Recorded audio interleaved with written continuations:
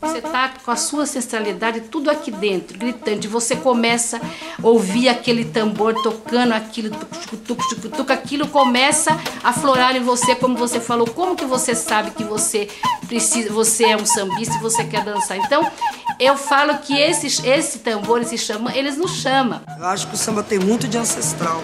Eu geralmente falo que cada escola de samba parece uma... Quando a gente vê aqueles desfiles, parece os grandes reinos africanos.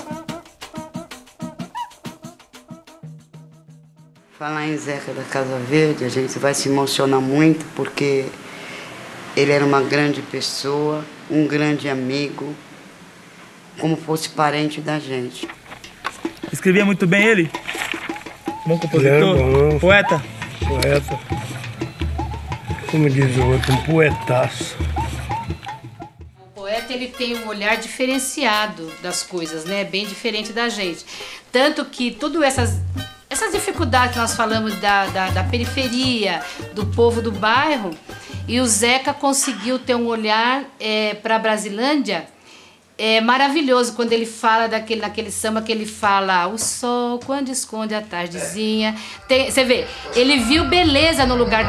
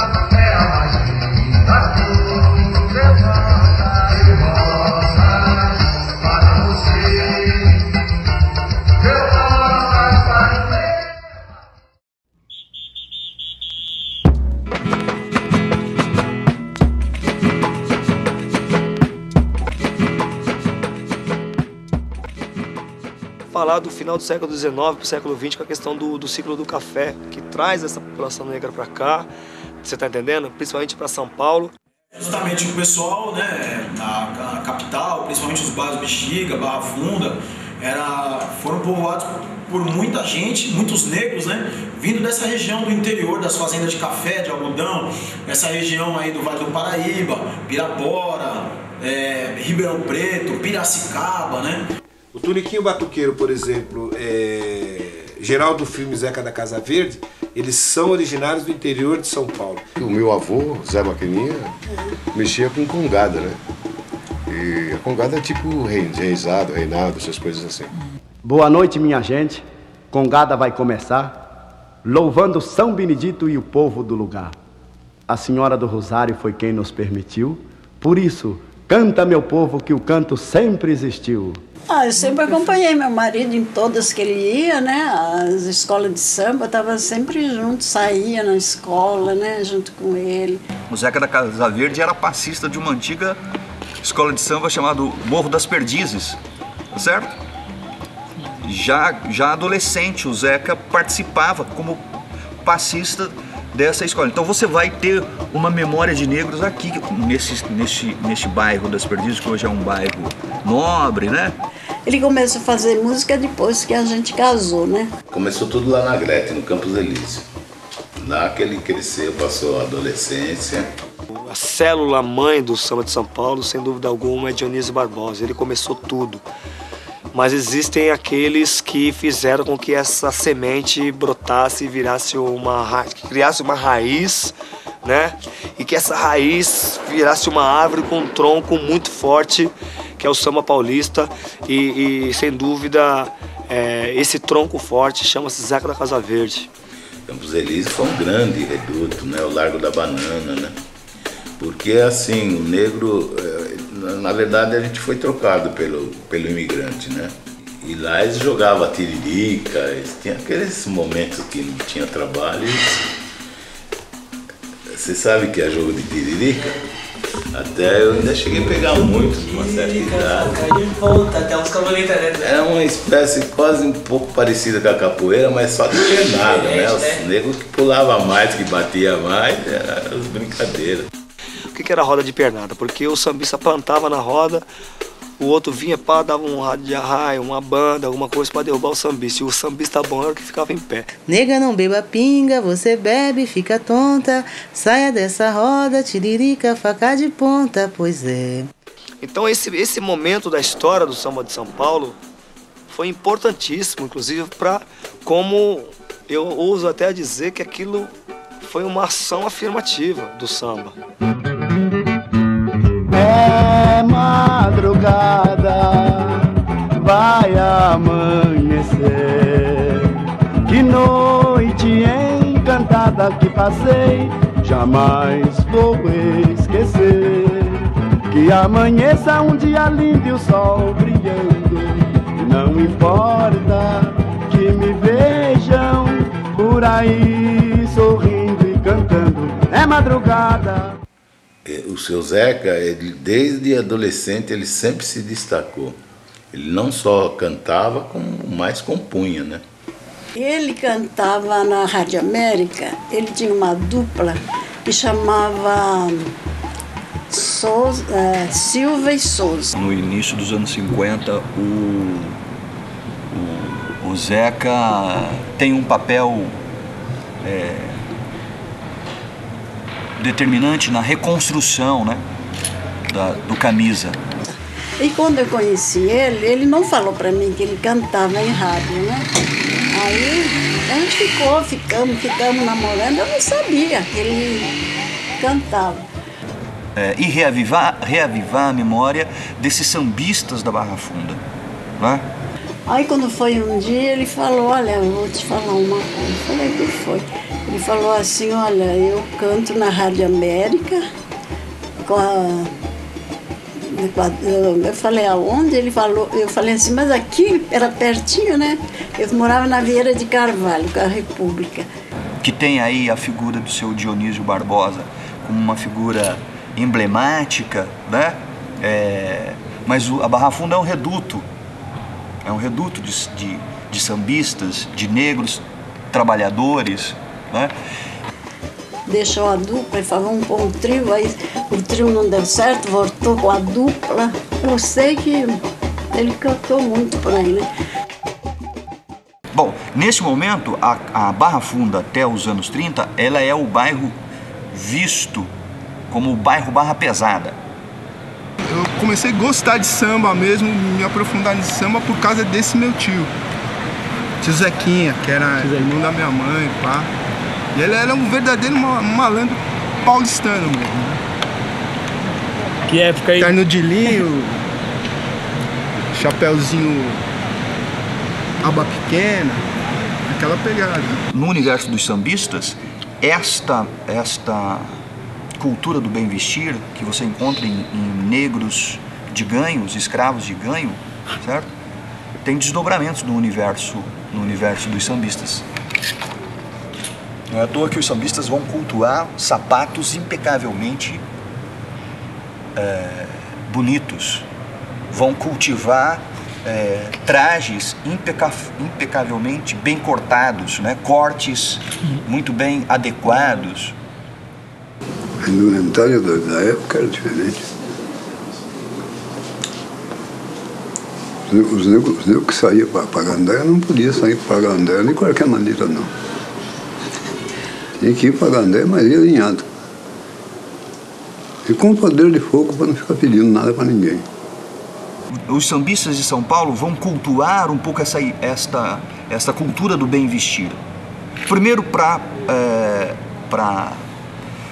eliminar qualquer imagem de vagabundagem e de preconceito que havia em relação a essa população. Pô, a gente tem que mostrar para a cidade, para os políticos, que o sambista não é marginal, que o sambista é malandro, elegante. Vamos vestidos do pescoço ao pé. Quando pega nessa época de 40, 50 que nós tá falando também, os jovens também. Sim. Terno de linho também era... Claro, né? porque era o chapéu de palha, a camisa listrada, essa égide de dizer que esse jovem é a malandragem. Olha aí a malandragem, né? João do Rio fala muito bem disso, né? E desses corpos, né? Dessas almas das ruas, né? Almas encantadoras das ruas. Quem são essas almas encantadoras das ruas do Rio de Janeiro, se não almas de corpo escuro? Acho que a primeira música que eu gravei do Zeca foi, acho que, 77. Uma música chamada Dia de Procissão. E falando em termos musicais, o Zeca da Casa Verde ele foi conhecido pela questão melódica, né? Ele tinha uma melodia muito diferenciada daquele samba convencional, principalmente em termos de samba enredo. Compositor, né? Ele é compositor. E as letras dele nunca foi tirado uma palavra. Aí é que tá. Então ele sabia colocar as palavras. O Zeca fazia na medida certa, sabe? Tinha começo, meio e fim. Quando ele escrevia uma coisa para você, ali já estava a letra e a melodia. Vamos transformar a avenida no mar imenso de cores e dar um banho de alegria na tristeza para sorrir e brincar na magia das flores. Ele passava o dia inteiro quase na casa da gente. O dia inteiro. E o que era? Samba. Samba, qualquer coisinha. Se pegava uma criança falando qualquer coisa, já fazia um samba.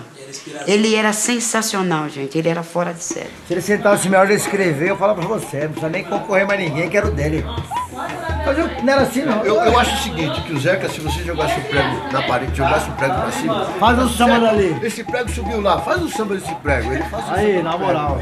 E no ar. Vamos transformar a avenida no mar imenso de fogo. Cara correto. Você quer o que mais o quê? Você é louco, morreu já era. Não deixou sucessor. A maioria dos compositores preferem fazer samba à noite, né? No silêncio da noite. No caso dele não, que ele ia dormir e acordava já com samba muitas vezes. Aí. Então ele dizia que vinha uma inspiração, alguma coisa cantava, falava no ouvido dele e podia ser a hora que for da madrugada, ele tinha que levantar e então, ele dizia... escrever. Era uma coisa, parece que meio espiritual, né? Ele dizia assim, é uma voz que canta no meu ouvido, ele falava, né? Ele falava. Aí eu falava assim, ai, mas é muita coisa você guardar isso na cabeça. Aí eu falei, ele quer comprar um gravador, né? Eu falei, vou comprar um gravador. O samba de São Paulo vinha do interior, vinha dos terreiros de café. Era o samba batuque, o samba de trabalho, o samba do toco. Eu acredito que você imagina 200, 300 jovens, maioria homens e crianças, de vários lugares, vários países, vários locais da África diferentes, cada um trazendo na sua mente as informações musicais. Eles vinham sem nada. E aí chegar aqui você ressignificar, você pegar um tronco de uma árvore e fazer um tambor. Sabe? Você pegar um animal e fazer o couro. Você pegar uma frigideira e tirar um som. Tinha frigideira. Ó, tanto é que tem um rapaz aí que lá da brasileira, que o apelido dele é Nenê Frigideira. Meu, aquele cara na frigideira, você tá louco. Pô, o cara só não sabia fritar. É verdade. Era muito bumbo, caixa de guerra, que é a caixa que a gente tem aí, que poucas escolas hoje, que é aquela caixa maior ali, de esteira, né? É um outro tipo de tambor. Esse tamborão que toca em fanfarra hoje.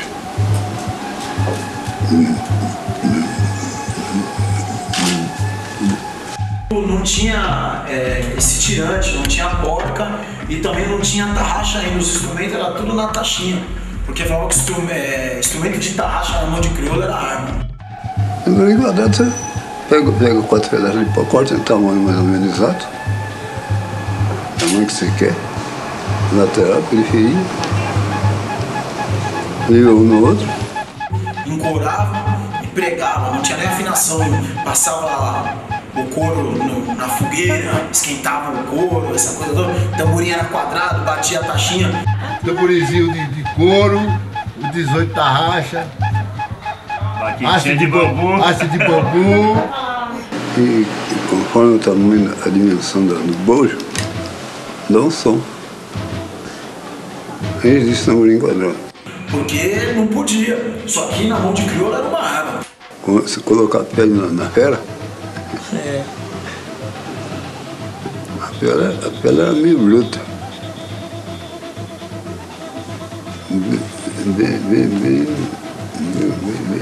Bem mato mesmo, né? Pegava os bichinhos mesmo, os gatos, era isso mesmo? Não tinha outro coitado do gato que sofria. A gente esfolava uns bichanos, eu e o Zeca, esfolava uns bichaninhos lá e tava lá empachando também. Zeca da Casa Verde, meu parceiro de sempre, sabe? Em samba, desde criança que a gente tá junto. Porque pra gente montar um morro na Casa Verde, a gente roubava lata de lixo. Meu pai fazia armadilha, matava gato para tirar o couro do tamborim. Hoje em dia eu não sei mais, mas eu sei encorar. Eu sei fazer instrumento, que meu pai fazia os instrumentos. Ele vai ser uma pessoa importante para o Morro da Casa Verde, não é? No final dos anos 60. O primeiro samba enredo que a escola levou para a avenida foi do Zeca da Casa Verde. E o primeiro samba que ele fez pra gente é A Moça na Janela.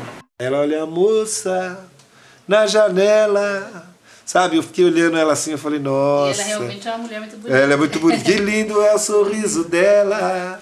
Eu sambando de olho nela pra dar uma rosa amarela. Boa noite, simpatia, seu sorriso é genial. Queira aceitar essa rosa, lembrança de carnaval. Laiá, laiá, laiá. Isso que é interessante a gente pensar aqui, estes sambistas, o Geraldo, o Zeca da Casa Verde, o Toniquinho, eles exploram outras linguagens que não só a linguagem da música, né? A linguagem do teatro. O Zeca experimentou a arte da interpretação, né? De ser ator, vai participar de peças escritas por Plínio Marcos, né? Balbina de Ansan, por exemplo. Né? Quando eu morava aqui na Engenheiro Caetano Alves, eu tinha ele pequeno, ele tinha acho que uns 8, 9 meses, né? Ele escreveu um monte, filme. Ele tinha uns papéis assim, ele ia escrevendo e falava, eu falei, mas que tal você escreve, Zeca? Tô fazendo um filme aqui, você vai ver. Aí eu falei assim, você tem tanta ilusão na cabeça? Ele falou, não, eu vou fazer. Mas depois ali onde a gente morava, dava enchente, né? Deu enchente, ó, levou tudo o filme. Porque acho que a primeira peça que o Plínio fez com o papai foi o Na Vara na Cara, né? Não lembro. Acho que sim. Legal. Um sucessaço. Depois teve a Barrela, né? Jesus Homem. Isso. Mas a primeira acho que foi, eu acho que foi Na Vara na Cara. Na Vara na Cara é sucesso até hoje. Na Vara na Cara é sucesso até hoje. Nesse show, vou de estrelas quebradas do Mundaréu, lá de onde o vento encosta o lixo e as pragas botam os ovos, as transas dos estreitos, escamosos, esquisitos caminhos do roçado com Deus. E o som da pesada é feito pelo Jordão, pelo Zeca da Casa Verde e pelo Tuniquinho. Portanto, são homens que circulam por diversos espaços, circulam por diversas linguagens artísticas e vão configurando aquilo que eu chamei na minha pesquisa de pequenas Áfricas. Você percebe que com o crescimento da cidade de São Paulo, a população negra começa a ser afastada, porque existe toda uma ordem elitista de se pensar um centro com padrões europeus. E que projetam uma espécie de modernidade que não passava por essas experiências e memórias e vivências negras. Esses negros, eles continuam desobedecendo um pouco esses projetos de europeização até aí meados dos anos 20, aos anos 40, e de americanização dos anos 40 para frente. Existimos, estamos aqui e vamos preservar essa cultura. Você tem aí, não apenas na Bahia, com as Mães de Santo, ou no Rio, as Tias do Samba, mas você também vai ter em São Paulo as chamadas Tias do Samba, que foram fundamentais para manter valores. E o pessoal sempre fala, o samba nasceu em Salvador, nasceu no Rio de Janeiro. Não sei aonde ele nasceu, mas ele nasceu. Ou melhor, ele veio silenciado dentro do navio negreiro. E no momento certo ele nasceu. Os processos de urbanização primam por apagar essas memórias, certo? Não é à toa que os sambistas são perseguidos.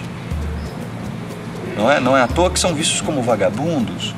Não é à toa que as práticas mágico-religiosas são perseguidas. Elas são vigiadas. E São Paulo sempre foi a capital do trabalho. Em 1971, a quadra do Peruche foi metralhada. Então aqui demorou. Aqui em São Paulo demorou para as pessoas aceitarem escola de samba. Aqui em São Paulo, você falar que você era sambista, você sair fantasiado no meio da rua, a polícia pegava era couro. Sambista, os caras pegavam sambista na rua, prendiam, só soltava quarta-feira de cinza e ainda tinha que doar sangue. Então não era brincadeira não, o samba em São Paulo resistiu e muito. E aí, depois você vem toda a perseguição, né? 5, 10, 20 jovens juntos, né? Negros, semi-escravos, passam a se considerar um risco, um perigo para a sociedade. E aí, quando você vê esse risco exposto, você tem que controlar. Negro não podia ser fantasiado da rua. Eu falo. Negro não podia ser fantasiado da rua. Negro não podia. Saía com fantasia na rua, série quadrada. Série quadrada. Série quadrada na cara dura. Série quadrada. Série quadrada. Série quadrada. Série quadrada. Vamos pra cabeça. O cara fazia você tirar até a fantasia. Você é malandro, você é bandido, você gosta de samba, você é bandido. Tanto que até mais ou menos anos 80, 70, qualquer jovem que tivesse, né, batendo pandeiro, tocando timbre, era perseguido pela polícia. No tempo da ditadura militar, se os jovens estivessem com pandeiro, cavaquinho, surdo, eles eram considerados marginais. A dificuldade das escolas de samba desfilar, eles tinham que ter autorização da polícia, sabe? Então era considerado agrupamentos marginais, né? Aí eu, quando era moleque, lá em Pirituba mesmo, eu assisti muitas vezes a polícia vir e já furando os coros dos batuqueiros. Mas não adiantava nada, na outra semana estava tudo recuperado e acontecia tudo de novo. O Geraldo vai falar de grupos de negros brigões do Itaim, né? Eram negros que não admitiam qualquer desrespeito. Tinha os valentes, né? Como eu estava falando, Pato Nágua, Gilberto Bonga, do Peruche, né? Bifinha, do Camisa Verde, Hélio Bagunça, do Camisa Verde, falecido. Conheci também. O Pé, na época do Vai Vai, né? Corria com instrumento na rua direita, jogava os instrumentos na polícia. Porque os caras faziam, não era brincadeira, era uma repressão realmente, né? Os caras chegavam furando o couro e não queriam nem saber. Aí a polícia vinha e mandava parar. Tinha hora que se invocava, furava o surdo. O nego já queria brigar com a polícia. Já brigava mesmo. Eu acho que inúmeros sambistas de São Paulo sofreram a perseguição policial. E sofreram duramente, justamente por isso, de se relacionar o samba, né, com o marginal, com o vagabundo, com o desocupado, né? E quantos não foram presos por vadiagem? Quantos não apanharam no interior das delegacias? Quantos não foram torturados por conta disso? Né? Por conta que estavam apenas com a sua manifestação cultural. Os caras batiam no pessoal da Força Pública, né? É mesmo? Chamada Força Pública, não aguentava os caras na mão, não. Tanto é, eu acho que foi por causa disso que a polícia acho que se militarizou e começou a andar armado, né? Você ia na mão com os caras? Na mão? As armas e tudo. Do jeito que eles quisessem, tinha pra eles. Antigamente a gente fazia uma feijoada com um pé de galinha. Um pé de galinha dava uma feijoada. Todo mundo brigava ali.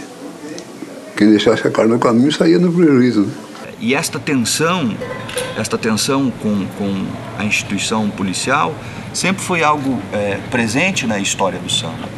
Pato, por exemplo, o valente Pato não. Tinha coragem, sabia brigar. E era rápido. Pegar ele na mão era difícil, nas armas era mais difícil ainda. É muito difícil, então o Pato tornou-se homem de liso. Ele tomava conta da bandinha do Corinthians, não tinha Gaviões da Fiel ainda. E ele que arrumava os instrumentos, era roupeiro do Corinthians, né? E ele virou apitador do bye-bye. Porque quem era diretor de bateria, era apitador em São Paulo, tinha que ser valente. Então o Pato tinha todos os requisitos, tocava bem, tinha um bom ouvido e era valente pra caramba. Então ninguém afrontava o Pato. E essa rapaziada tinha muita patroa, né? Então ele arrumou uma nega lá pro lado de Suzano, né? E apareceu boiando no córrego lá, né? Pode ter sido uma das vítimas do Esquadrão da Morte, né?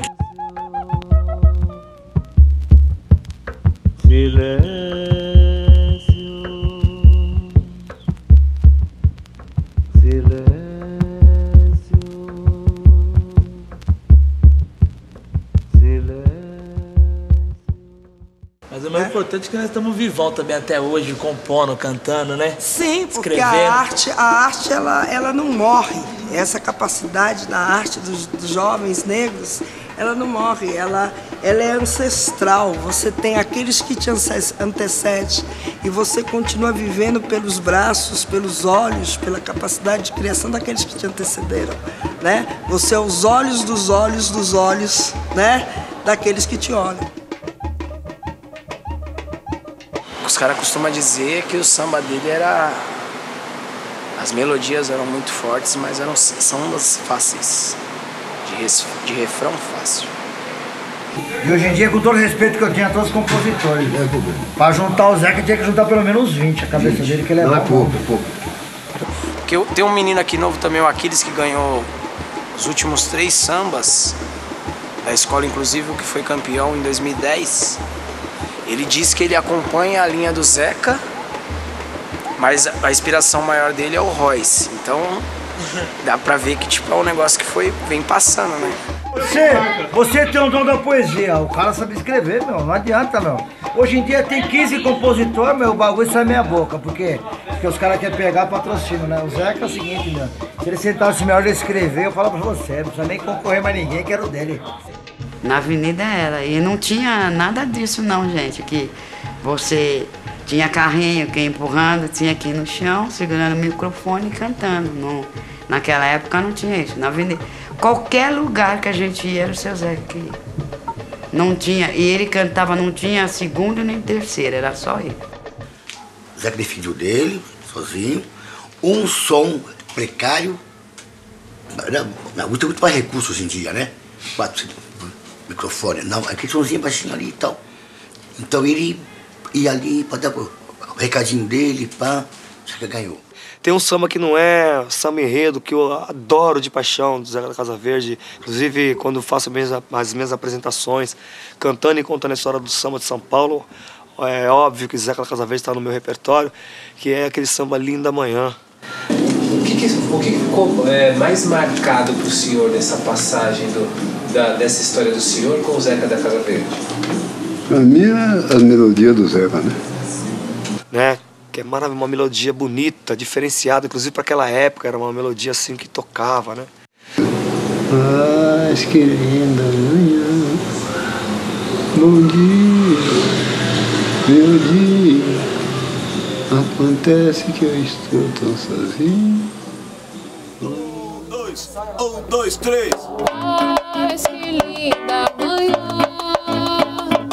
Bom dia, meu dia. Acontece que estou tão sozinho. Vou procurar por aí, Maria. Mas que linda manhã. Bom dia, meu dia. Acontece que estou tão sozinho. Vou procurar por aí, Maria. Tem o céu, faça tudo pra não perder. Só eu sei quanto tenho sofrido e não posso esquecer. Não é brincadeira, não. Tristeza embora não vai. Quero cantar, não consigo. Soluço não deixa, gosto peito na Mas que linda manhã. Bom dia, meu dia. Acontece que estou tão sozinho. Vou procurar por aí, Maria. Vou procurar por aí, Maria. Vou procurar por aí, Maria. Vou procurar por aí, Mas eu vou falar pra você, viu, Kiko? Dá uma saudade dessas paradas aí, porque comunidade, assim, a gente sente que não tá mais junto, né? Hoje em dia a nossa comunidade é meio esquisita, né, mano? É, minha Você família. vê que é uns caras meio estranhos, né? Uns molecados aí que até nem samba gosta, né? Se gosta de colar de quarta-feira pra ficar vendo a mina rebolar, as gostosas e pá, mas isso não é rosa de ouro, não. Nós já pegamos, vai ficar bom, irmão. Aí os Basílio falaram assim, não, o Zeca vai ser nosso, o Zeca é muito bom, eles falavam, né? Aí, de repente, aí o Zeca, justamente no ano que ele fez pro Morro, ele fez pro Rosa, né? Aí o Mug falava no serviço, puta, tem um cara no Rosa lá, ele fez um samba, irmão. Nossa senhora, coisa mais linda e tal. Falei, mas o cara é bom. Ele falou, nossa, o cara é bom pra caramba e tal, não sei o que. Bom, Porque o grande sucesso do Zeca foi todo lá na Vila Brasilândia. A Rosa de Ouro lá era outra coisa. Não era a Rosa de hoje, essa escola grande, mas era uma escola bastante negra. Tinha uma bateria forte, acelerada também. E era moça bonita, dos olhos azul, encantado, vive cantando tão só, à espera de um namorado. Eita, Minas Gerais, mandou folia de reis, com tanta gente bonita, uai, é festa pra mais de reis. É a mesma coisa de você falar assim, o que o Pelé foi? O Zeca no Rosa foi o Pelé do samba. Pra nós foi o Pelé do samba. Ele estava sempre presente, era um homem presente, né? Ele era um. Eu acho que ele era mais Rosa de Ouro do que os próprios. Que o próprio Basílio, os irmãos Basílio, né? Quer dizer, o Rosa de Ouro hoje ele tem pelo menos 90% do Rosa de Ouro, que é hoje. Verdade. Tem que erguer uma bandeira pro Zeca, velho. Bandeira não, tem que colocar um busto do lado do seu Eduardo. Você vê, eu até uma vez eu perguntei para ele, mas por quê? Não, por que Zeca da Casa Verde? Por que não Zeca da Rosas de Ouro? Morou sempre na Casa Verde, eu creio que ficou Zeca da Casa Verde, né? Para não falar o nome todo. É lindo contemplar a natureza. Que beleza é o clarão. Que beleza é o clarão da lua. Reparem as estrelas como brilham lá no céu. Por isso nosso tema é rua. Onde eu nunca tinha sido campeão, nós descemos miudinho, né? Encostamos com a batucada.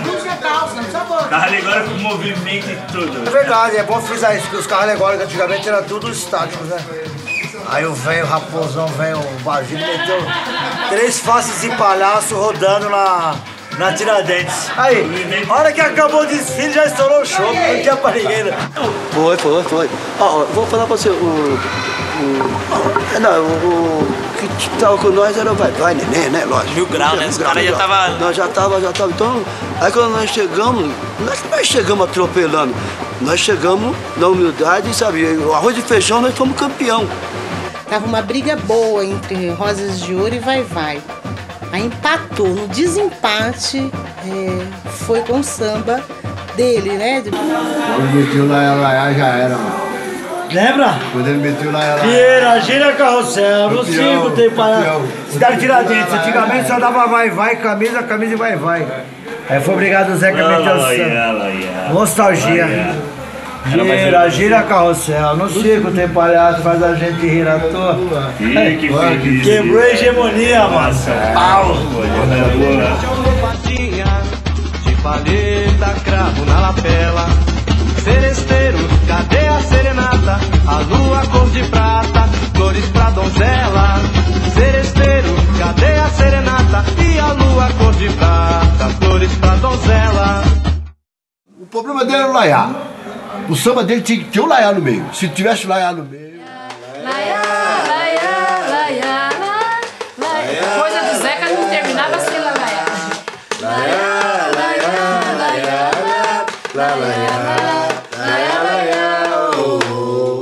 A maioria dos sambas dele tinha um laiá. Tinha. Laiá. Acho que ele achava que enriquecia o refrão, né? Sei lá. Então a gente ficava em cima do Zeca, né? Quando o Zeca chegava pra fazer um samba no próximo ano, Eu falava pra ele. o Mug ficava doido. Ô irmão, ele chegava no serviço. Vem na quadra. Ô, ele cantou o samba novo dele pro ano que vem. Você precisa de ver que coisa louca na caixinha de força. Vinha assim. Ô menino. E aí, Zeca, como é que tá? Ó, tudo bem, pá? E aí, já fez samba, Zeca? Ó. Ele tinha paciência com nós, porque você é outro xingado. Tinha de força de fora ali, ó. Laia. Tudo do Zeca tinha Laia. Grandão. Laia. Olha aí. Aí depois de uns anos, também fui procurar o Zeca para fazer. Aí já estava também já bem comprometido com a saúde. Mas ele foi lá para a vila, lá ele fez 2 sambas. Foi 87 e 88. 87 nós fomos para a avenida com o samba dele. Ainda lá na Tiradentes. E 88 ele não ganhou. Aí quem ganhou foi o Murilão. Não, o Zeca não saiu, ele se afastou. Entendeu? Ele não saiu. Porque quem falava que o Zeca saía daqui, o senhor Vagino, quando eu era vivo, mas não deixava o Zeca sair daqui nunca. O Zeca, o ano que ele fez um samba, era uma sátira, que falava da política, que era o barato é o marido da barata. Mas era um samba que a gente criticava o governo Maluf, Zé Maria Marinho, era um samba, foi um tema uma brincadeira, assim, mas uma brincadeira contra a política que São Paulo vivia na época, né? Da roubalheira, daquela corrupção toda. E seu Zeca se identificou muito com o enredo, aí ele quis fazer o samba, né? Ele estava fazendo uma alegoria com o talismã, né? Que era o Mumu.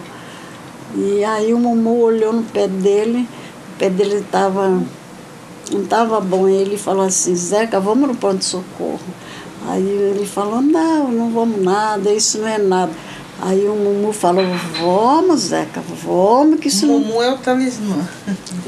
Aí ele foi. Quando chegou lá, o médico foi ver a diabetes dele, estava altíssima. Aí já amputou os dedos, e ali já metade do pé. Aí lá no hospital mesmo ele fez samba e ganhou, né, Soninha? O Zeca, nessa época ele já estava doente, eu fui fazendo algumas visitas, a gente saiu algumas vezes para almoçar, depois dessa passagem dele para a escola. E a gente se reunia aí, os velhos lá da minha família que foram criados com ele. E eu lembro de uns 3 almoços que a gente foi almoçar fora e tal. Mas depois ele foi ficando mais doente. Fiquei triste quando ele chegou aqui, que ele não estava bem, que ele subiu naquele palco ali. Aí, ó, aqui, ó, o Zeca aqui e tal, ele estava ali, sentado numa cadeira. Eu só fiquei triste ver ele daquele jeito, daí eu não gostei. Ele foi pro hospital amputar bem até, né? Foi bem. Foi pra amputar metade do outro pé, não aguentou a cirurgia, não faleceu. Eu queria saber assim, quando ele faleceu, assim, como que foi pra vocês e tal? Então, eu não soube do falecimento do seu Zeca. Quando eu soube, ele já tinha sido sepultado, né? Mas a gente sofreu muito, ficamos muito tristes. Mas não foi, a gente não teve uma oportunidade que nem com o seu Nenê. Então, Zeca, aqui vai uma homenagem a você, o samba acho que é do Adoniran Barbosa. Silêncio, é madrugada, o morro da Casa Verde, a raça dorme em paz. Lá embaixo, meus colegas de maloca, quando começa o samba não para mais. A Zeca da Casa Verde, né, foi e pra mim continua sendo muito importante, né, no samba de São Paulo. Continua sendo sempre, pra mim continua sendo sempre o Zeca, né? Então o Zeca é isso, né? O Zeca é o samba de São Paulo. Não tem como você falar sobre o samba paulista e não falar do Zeca da Casa Verde. Não, o Zeca foi um mito que pode ver. Você olhava pra ele, aí você já viu o samba. Oh, nossa, ele só falava só. Inteligência coisa. Oh, não, ele era demais, era fora de série. Que Deus ilumine e guarda ele lá, porque ó, ele fez falta aqui pra nós.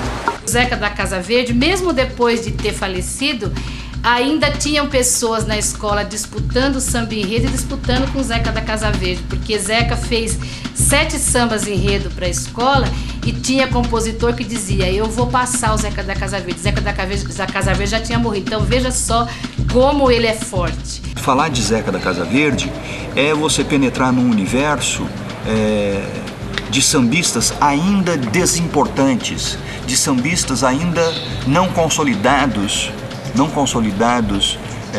na memória da música brasileira, e de sambistas ainda desconhecidos e que foram importantes para o samba de São Paulo. Quem sou eu para... Meu pai foi tudo de bom, meu exemplo, né? Tudo de bom. Educação, ser sujeito homem, entendeu? Tudo isso eu devo a ele, né? Muito legal.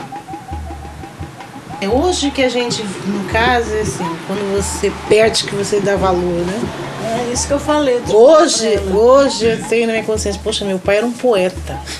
Na época, e você também já falou isso, né? Na época, escuta esse samba, legal, tá. Desfilava cantando samba, é do meu pai, legal. Mas hoje você para pensar, para analisar, você fala, poxa vida, ele era um poeta. Ele era uma pessoa assim que ele não estudou como se devia, né? Como não pôde estudar, mas ele era muito inteligente, escrevia muito bem, sabe? Hoje, assim, o que ele me deixou foi a lembrança, né? Uma lembrança assim de um grande poeta.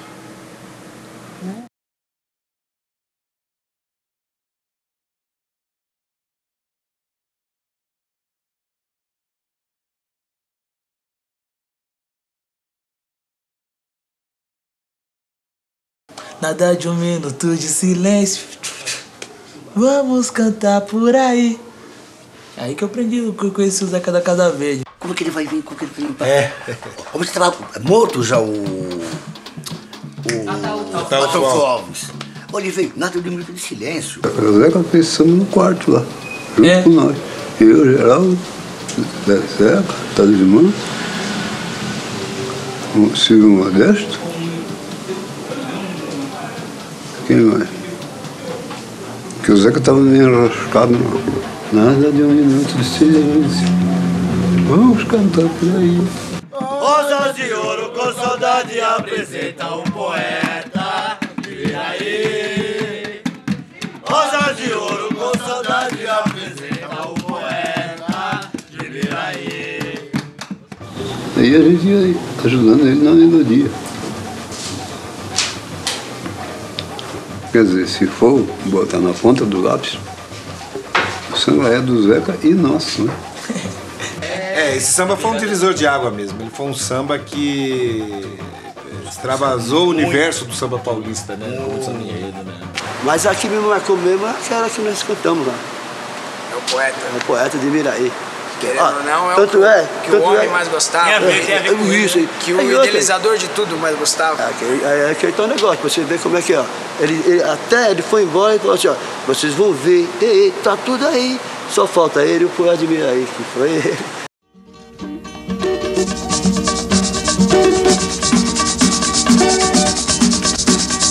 Nada de um minuto de silêncio.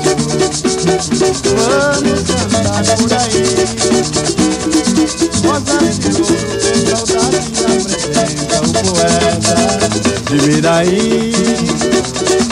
Rosas de ouro com saudade apresenta o poeta de Miraí. É Ataúfo Alves, saudoso compositor. Sua voz emudeceu, mas cantaremos em seu louvor. Leva meu samba neste colorido sem igual, numa cadência de bamba, recordando o poeta imortal. O compositor apaixonado falou do seu tempo de criança, contou pra gente com saudade o que trazia na lembrança. Agora descansa em paz, Amélia diz ainda que te ama. Só assim compreendemos que morre o homem, fica a fama. Que sensação maravilhosa, que linda recordação. É uma singela homenagem carinhosa, é nossa gratidão. Você vai ver, tá tudo aí, só falta ele, o poeta de Miraí. Você vai ver, tá tudo aí, só falta ele, o poeta de Miraí. E nada de um minuto de silêncio. Vamos cantar por aí. Rosas de ouro com saudade apresenta o poeta de Miraí. Rosas de ouro com saudade apresenta o poeta de Miraí. É Ataúfo Alves, saudoso compositor.